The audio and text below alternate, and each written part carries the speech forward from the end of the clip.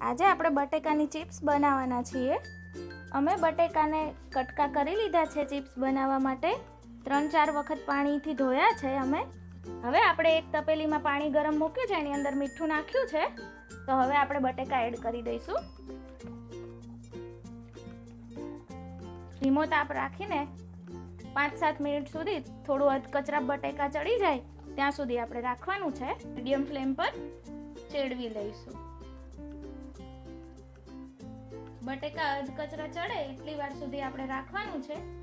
હવે આપણા બટેકા બફાઈ ગયા છે, અધકચરા જ બાફવાના છે। તમે જોઈ શકો છો, આને આપણે આવી રીતે કરીને કટ કરી શકીએ એ ટાઈપના બાફવાના છે, તો જેનાથી આપણી ચિપ્સ બહારથી ક્રિસ્પી અને અંદરથી સોફ્ટ બનશે।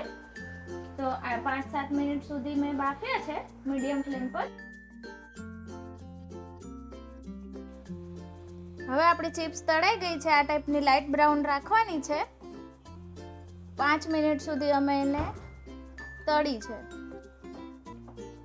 હવે આપણે ચિપ્સમાં થોડો કાળા મરીનો પાવડર એડ કર્યો છે, થોડું લાલ મરચું નાખશું અને નમક નાખશું